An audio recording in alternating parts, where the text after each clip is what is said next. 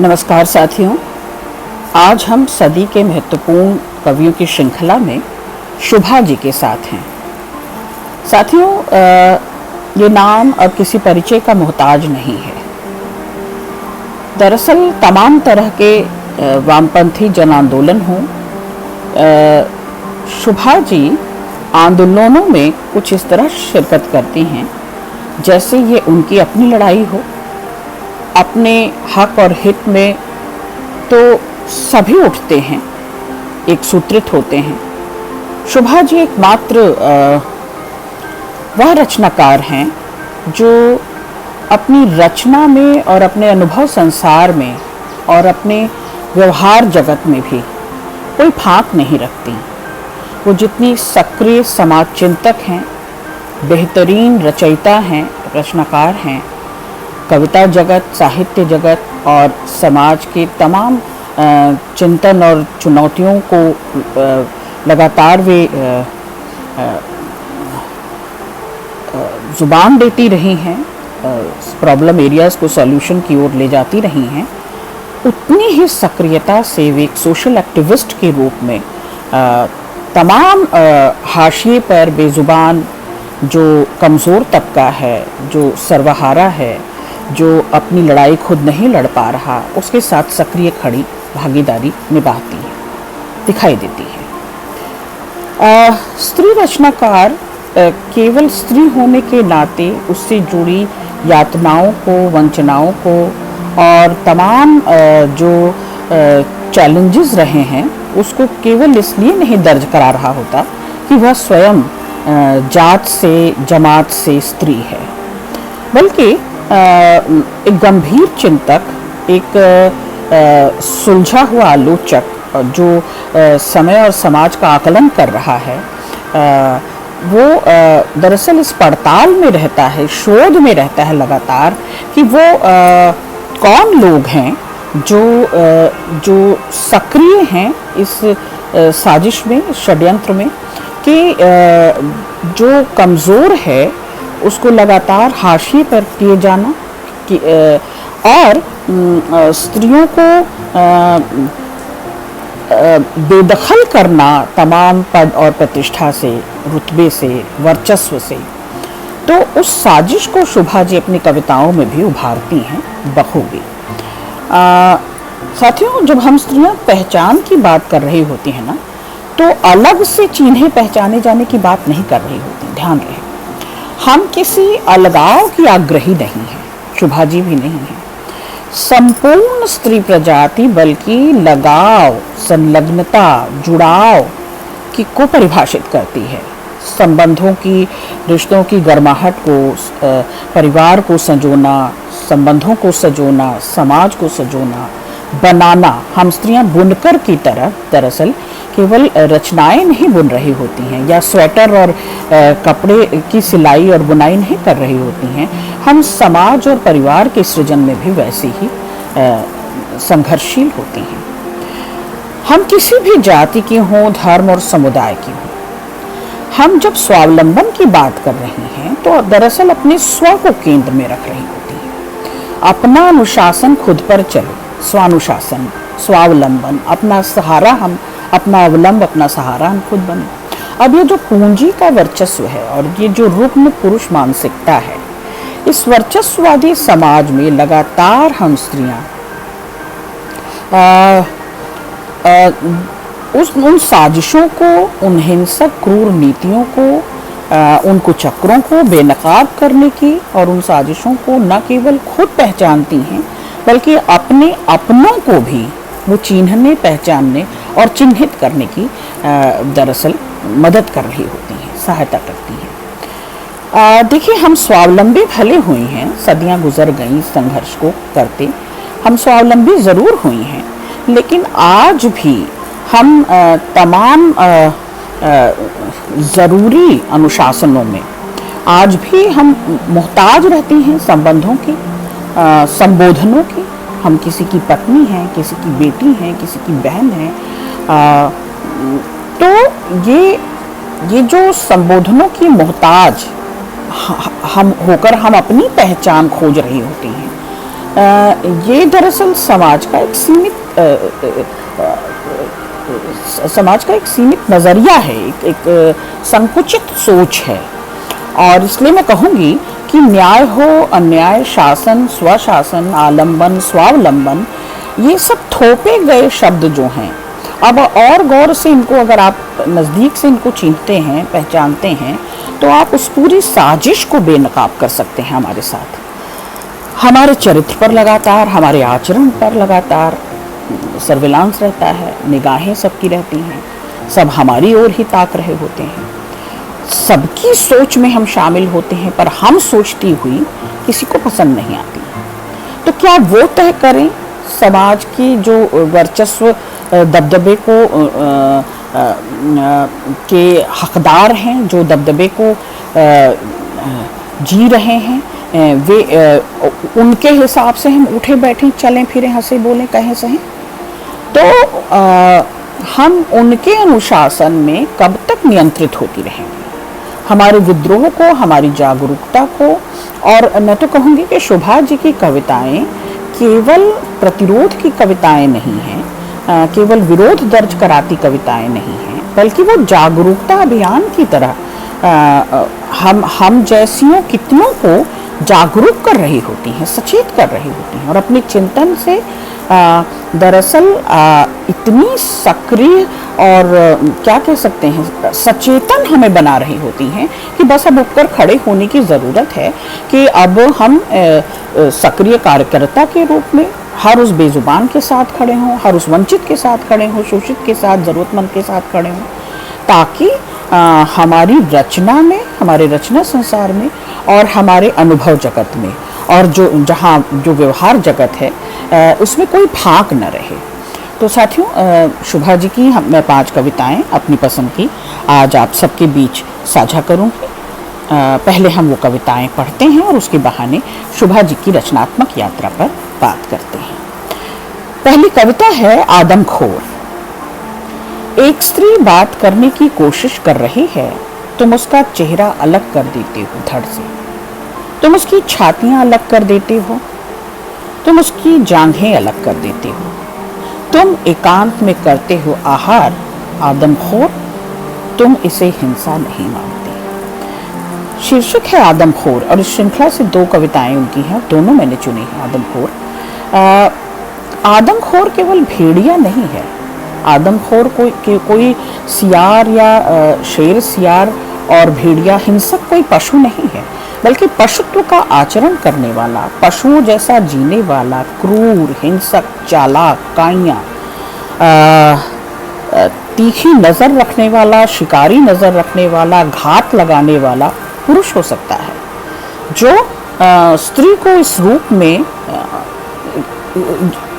को इस रूप में कामना करता है, जो ऐसी स्त्री को, और स्त्रियों का वक्षस्थल हो, उनका चेहरे का नमक हो, उनकी जांघें हों, केवल उसे प्राप्त करने के लिए उस पर नज़र गड़ाए रखता है, और फिर वो आदमखोर हो जाता है, पूरी तरह से उन्हें निगल जाता है। तो फिर उनमें की प्रतिभा हो, उनकी कुवत हो, उनकी काबिलियत हो, उस सबको ग्रास बना रहा है ऐसा पुरुष। शोभा जी उस ओर भी आप कविता में इशारा करती हैं। इसी से जुड़ी दूसरी कविता है। आदमखोर उठा लेता है 6 साल की बच्ची, लहलुहान कर देता है उसे, अपना लिंग पोंछता है और घर पहुंच जाता है, मुँह हाथ धोता है और खाना खाता है, रहता है बिल्कुल शरीफ आदमी की तरह। शरीफ आदमियों को भी लगता है बिल्कुल शरीफ आदमी की तरह। इनकी अलग से कहीं से शिनाख्त नहीं हो सकती। ये जो आदमखोर हैं, दरअसल ये इस एलीट संभ्रांत वर्ग में, इस क्लास में रिप्रेजेंट कर रहे होते हैं, प्रतिनिधित्व कर रहे होते हैं, सफ़ेद पोश होते हैं, और ये जगह जगह प्रतिष्ठित पाए जाते हैं। ये समाज में बेखौफ घूम रहे हैं जहाँ तहाँ। ये आदमखोर हिंसक पशु से भी बदतर हैं। क्यों? क्योंकि उनकी शिनाख्त हो चुकी है, उनके बारे में दुनिया जानती है कि वे क्रूर हैं, वे हिंसक हैं। लेकिन इनकी क्रूरता और इनकी हिंसा और इनकी आदिम लालसा और वासना जो सामने दिखाई नहीं देती, जिस पर छद्म आवरण है, जो बड़ी चालाकी से ढके तपे हैं, शुभा जी उनकी ओर इशारा करती हैं कि वे देखते नहीं हैं स्त्री की आयु, वे देखते नहीं हैं स्त्री की दशा, उसका क्लास, उसका रहन सहन, और बस वो स्त्री को भोग की वस्तु समझकर निगल जाते हैं। तो ये आदमखोर लोगों की शिनाख्त करती हुई दो कविताएं बेहद ज़रूरी कविताएं थीं, इसलिए मैंने इसे शामिल किया। साथियों, अब ये तीसरी कविता इस श्रृंखला में, औरतें काम करती हैं। ये कविता बहुत नज़दीक से आप चिन्हेंगे, जब पहचानेंगे, समझेंगे तो आपको लगेगा कि जिन कामों की गिनती कभी नहीं की गई, जो नगण्य समझे गए काम, घर का काम, चूल्हा लीपने का, आंगन द्वार पोतने का, बच्चों की परवरिश, संततियों को बलिष्ठ बनाना, पढ़ाना लिखाना, परिवार को सहेजना संभालना, उन नगण्य कामों की ओर छोटी छोटी आदतों, छोटी छोटी घटनाओं, छोटे छोटे व्यवहार, और उससे कैसे जुड़कर परिवार बनता है, समाज बनता है और देश राष्ट्र बनता है। शुभा जी उन चीज़ों को भी गिना रही हैं, उनको दस्तावेजीकरण कर रही हैं, उनको दर्ज करा रही हैं। चित्रकारों, राजनीतिज्ञों, दार्शनिकों की दुनिया के बाहर, मालिकों की दुनिया के बाहर, पिताओं की दुनिया के बाहर औरतें बहुत से काम करती हैं। ये बच्चे को बैल सा बलिष्ठ नौजवान बना देती हैं, आटे को रोटी में, कपड़े को पोशाक में और धागे को कपड़े में बदल देती हैं। वे खंडहरों को घरों में बदल देती हैं और घरों को कुएं में। वे काले चूल्हे मिट्टी के चमका देती हैं और तमाम चीज़ें सवार देती हैं। वे बोलती हैं, कई अंधविश्वासों को जन्म देती हैं, कथाएं और लोकगीत रचती हैं। बाहर की दुनिया के आदमी को देखते ही औरतें खामोश हो जाती हैं।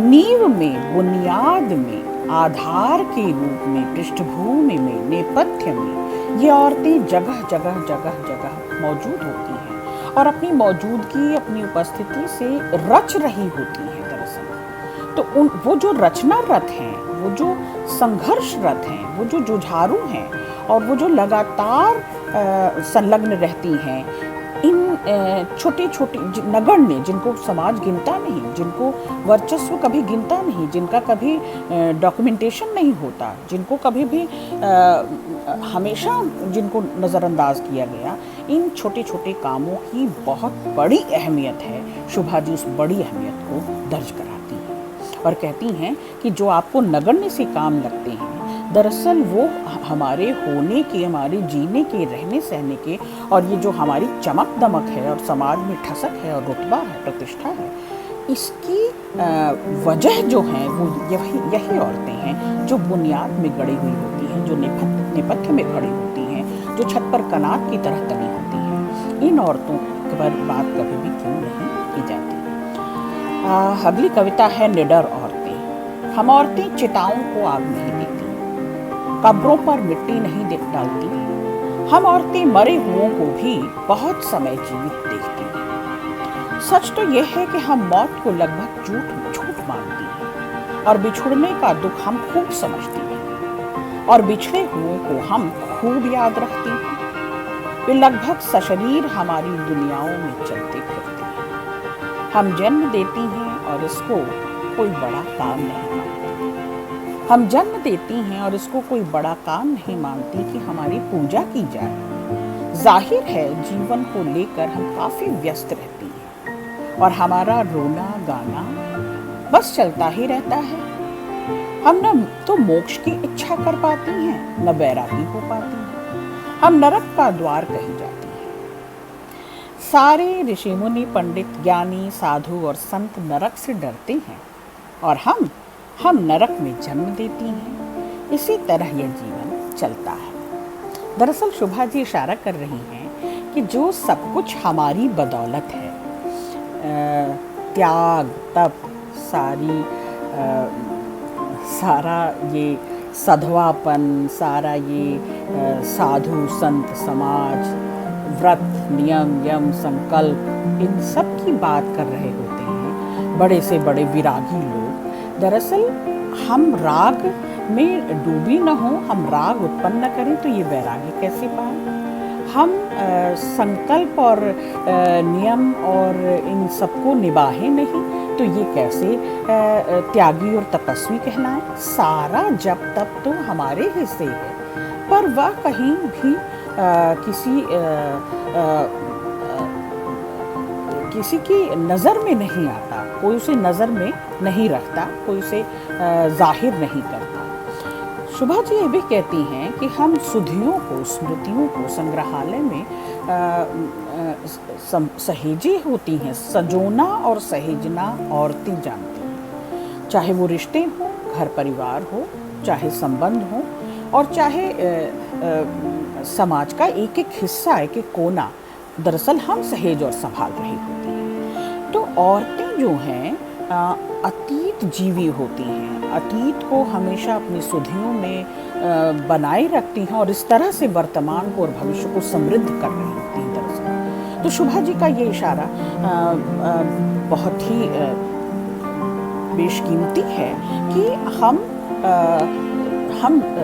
स्मृतियों को और अपने अनुभवों को और अपने इतिहास को दरअसल आज को जीने के लिए और आने वाले समय को बनाए रखने के लिए, बचाए रखने के लिए संजोए रहती हैं, उसे बिताती नहीं, उसे बहुत शीघ्रता से उस पर मिट्टी नहीं डालती। तो हमारे लिए तो कोई मरा नहीं होता, न व्यक्ति, न संबंध, और न वो जो जातियाँ जो गुजर गई हैं, वो नस्लें जो बीत गई हैं, हम उन सब को दरअसल धरोहर के रूप में संजोए रखती हैं और एक अच्छे वर्तमान को बना रही होती हैं, बुन रही होती हैं। हम दरअसल सुख दुख को क्योंकि भोगती हैं बहुत नजीक से, बहुत नज़दीक से, तो हम सुख दुख में जीने की इतनी आदी होती हैं, इतनी अभ्यस्त होती हैं कि उस क्षण को दरअसल बिना जिए और बिना मरे गाती नहीं है।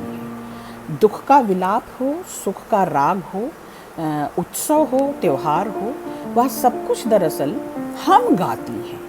तो हमारे गाने में दरअसल वो हमारा पूरा अतीत और पूरे श्रृंखला और उन कड़ियों को हम कभी भी बेसुध नहीं करती, हम उन्हें बिसरा नहीं सकती, भुलाती नहीं हैं। और हम तो उस तरह की हैं ही नहीं कि जो चीज़ हमारे कभी काम आई है, हमसे जुड़ी हुई रही, जिससे हमारी संलग्नता थी, जिससे हमारा जुड़ाव था, उसे हम यूँ इतनी आसानी से बिसरा दें। तो औरतों की इस खूबी को शुभा जी बहुत बेहतरीन तरीके से उभारती हैं इस कविता में। और ये एक अगली कविता बाहर की दुनिया में औरतें। औरत बाहर की दुनिया में प्रवेश करती है, वह खोलती है कथाओं में छिपी अंतर कथाएं और न्याय को अपने पक्ष में कर लेती है। वह निर्णायक युद्ध को किनारे की ओर धकेलती है और बीच के पड़ावों को नष्ट कर देती है। दलितों के बीच अंधकार से निकलती है और रोशनी के चक्र में धुरी की तरह वह दुश्मन को गिराती है और सदियों की सहन शक्ति प्रमाणित करती है। दरअसल दुनिया भर की औरतें हैं तो औरतें ही, और वे ये जितने भी जीव जंतु हैं इनसे अलग कैसे हैं, शुभा जी इनकी शिनाख्त करती हैं और कहती हैं कि जब वे एक उनका अंदर की दुनिया होती है, एक उनका जोन होता है, उस जोन से जब वो बाहर निकलती हैं तब भी पक्ष का प्रतिपक्ष का किसके साथ खड़े रहना है और कब कब साथ खड़े रहना है। दुख में, विपत्ति में कनात सी तनी हुई, दीवार सी सहेजते संभालते और ज़मीन सी बिछी हुई आधार देती हुई सब को थामे हुए ये औरतें दरअसल इस तरह से अपने समाज में भूमिका निभा रही हैं। जो लगातार वंचना के शिकार हैं, जो हाशिए पर हैं, जो अंधेरों में अब भी हैं, उनको रोशनी दिखाती हुई, उन पर अपने को तपाकर अपनी आँख से दरअसल उनको रोशन करती है, उन अंधेरों को रोशन करती है। और शुभा जी कहती हैं कि ये जो सारी परिधि है उसकी केंद्र बिंदु तो वही है, केंद्रीय तो शक्ति स्त्री ही है, और वह अपनी शक्ति जिस दिन पहचान लेती है वह अपनी इस कुव्वत को, काबिलियत को, ताकत को जब जिस दिन पहचान लेती है, तब वो किसी की शत्रु होती नहीं। ज़माना उसका कितना भी बड़ा शत्रु हो, लेकिन वह किसी से भी कोई दुश्मनी नहीं निभाती, ना अरे, क्योंकि वह किसी के शत्रु नहीं है। और उसकी सहन शक्ति, मैं त्याग तप की बात नहीं कर रही, न शोभा जी कर रही, लेकिन सहन शक्ति उसे धरती की तरह बना देती है। और ज़मीन कितना भी स्नेह से वंचित रहे, कितनी भी दरार पड़ जाए, पर वह अपनी फर्टिलिटी को, अपनी उर्वरा शक्ति को, और वही फर्टिलिटी और वही उर्वरा शक्ति शोभा जी औरतों में देखती हैं और कहती हैं कि इन्हीं पर सब कुछ टिकी है, ये दुनिया टिकी है, इनका होना आधार देना है, इनका होना दरअसल सहेजना संभालना है, इनका होना दरअसल सुरक्षा और संरक्षण है। तो औरतें बचेंगी तो सृष्टि बचेगी। इस शुभकामना को शोभा जी इस कविता में देती है। अगली कविता है औरतें। औरतें मिट्टी के खिलौने बनाती हैं, मिट्टी के चूल्हे और झांपी बनाती हैं। औरतें मिट्टी से घर लीपती हैं, मिट्टी के रंग के कपड़े पहनती हैं और मिट्टी की तरह गहन होती हैं। औरतें इच्छाएं पैदा करती हैं और ज़मीन में गाड़ देती हैं। औरतों की इच्छाएं बहुत दिनों में फलती हैं। निष्काम भाव से अपनी इच्छाओं को, अपनी कामनाओं को, ख्वाब, ख्वाहिशें, सपने जो हैं, जैसे ज़मीन में वे उम्मीदें बो रही होती हैं, हसरतें बो रही होती हैं, और ये लंबा समय लेता है। न जाने कितनी सदियां गुजर गईं कि उसकी ख्वाहिशें, उसकी इच्छाएं, वो कामनाएं कभी पूरी हो सकें। इसका इंतज़ार ही करती रह जाती है। दरअसल मिट्टी के सुख दुख को, मिट्टी की शक्ति को, उसकी ताकत को औरतें बेहतर चिन्हती हैं, क्योंकि उसी मिट्टी से वो लगातार जुड़ी होती हैं। उसी से खिलौने रचती हैं, उसी से घर द्वार लीपती हैं, उसी पर तीज त्योहार करती हैं, उसी में अनाज बोती हैं, और जो कुछ बोती हैं उसकी आस करती हैं और भविष्य को उसको पाथेय के रूप में, अपने दान के रूप में, दाय के रूप में सौंप देती हैं। तो ये औरतें खुद भी मिट्टी जैसी ही होती हैं, और इसलिए मिट्टी की काबिलियत को बहुत बेहतर तरीके से समझती हैं। और ये शाश्वत सत्य है कि आध्यात्मिक रुझान न भी होने पर भी घोर भौगोलिक और क्या कह सकते हैं, सांसारिक ज्ञान रखती हुई ये औरतें, व्यवहारिक ज्ञान रखती हुई बहुत मिट्टी के जिस रूप से खुद परिचित होती हैं और आपको परिचित कराती हैं। शोभा जी की ये कविता उस ओर भी आप इशारा करती है। शोभा की बहुत शुक्रिया साथ जोड़ने के लिए।